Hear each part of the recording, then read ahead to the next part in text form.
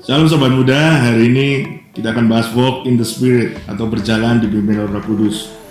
Kesibukan atau rutinitas kita itu membuat kita kadang terjebak ya, kehabisan tenaga, dan kita hanya melakukan rutinitas tanpa tujuan. Kita hanya bekerja tapi sebenarnya kita sedang burn out atau kehabisan energi. Nah, kita butuh Roh Kudus yang beri kekuatan kepada kita, karena hanya Roh Kuduslah yang beri kekuatan di saat kita lemah. Bersyukur kita memiliki Roh Kudus di dalam kita sebagai penolong yang memberikan kekuatan, memberikan penghiburan di saat kita lemah, dan Roh Kuduslah yang memampukan untuk kita berjalan dalam kehidupan kita. Nah, kita mau baca dari Galatia 5 ayat 16 dan 17. Maksudku ialah hiduplah oleh Roh, maka kamu tidak akan menuruti keinginan daging. Ketika kita hidup di dalam Roh, maka kita tidak akan menuruti keinginan daging. Sebab keinginan daging berlawanan dengan keinginan Roh, dan keinginan Roh berlawanan dengan keinginan daging, karena keduanya bertentangan. Sehingga, ini yang perlu kita garis bawahi, kamu setiap kali tidak melakukan apa yang kamu kehendaki. Jadi, hidup dipimpin Roh Allah adalah melakukan apa yang tidak kita kehendaki. Ya, saya sering berikan contoh bahwa ketika kita mau ke gereja, ada keinginan kan, Minggu adalah harinya kita beristirahat. Tapi ketika sebelum pandemi ini kita datang pagi-pagi ke gereja untuk beribadah, kita mandi dan segala macamnya, kita sebenarnya sedang melakukan apa yang tidak kita kehendaki. Atau kita datang ke persekutuan, atau kita datang ke Bible study, sebenarnya kita malas untuk belajar, tapi karena ada kerinduan di dalam hati, ada Roh Kudus yang mendorong kita untuk berjalan, maka kita melakukan apa yang tidak kita kehendaki. Atau hal yang simpel atau hal yang sederhana adalah ketika kita mengalami hal yang tidak mengenakan seperti difitnah atau apapun, daging ini bilang kamu harus balas, tapi ada hati Roh Kudus bicara melalui hati nurani kita untuk bilang tidak, kamu harus ampuni.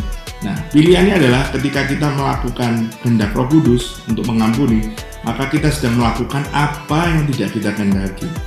Jadi keinginan Roh Kudus itu memiliki ciri bahwa yang pertama membawa hidup. Pastikan bahwa keinginan Roh Kudus itu bukan membuat kita celaka, tapi membawa dalam kehidupan. Yang kedua, mendatangkan damai sejahtera.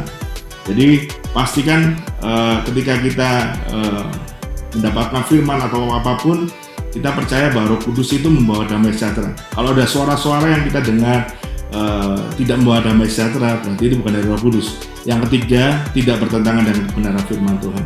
Yang poin yang ketiga ini yang paling penting.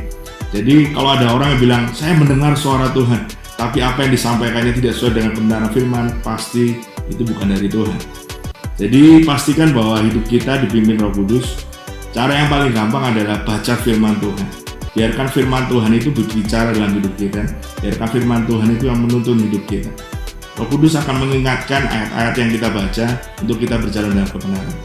Jadi change your mind, ini waktunya kita ngebum. Pastikan bahwa kita dipimpin oleh Roh Kudus. Pastikan hidup kita berjalan bukan berdasarkan keinginan hati kita, tapi berdasarkan keinginan Roh Kudus, yaitu kebenaran firman Tuhan. Pastikan hidup kita dipenuhi oleh firman Tuhan. Pastikan saat teduh kita dilakukan setiap hari dengan rutin, dengan konsisten, supaya kita benar-benar menjadi generasi pemenang dipimpin oleh Roh Kudus. Tuhan Yesus memberkati.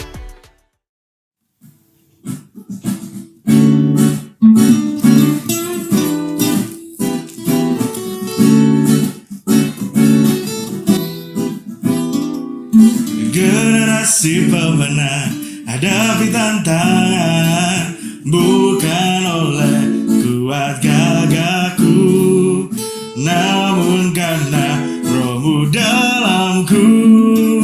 Gerakkan sengkap senjata Allah, hadapi musuh, hancurkan kegelapan.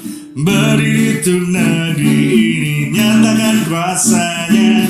Dia Yesus, Allah perkasa, Raja segala raja, Raja segala raja.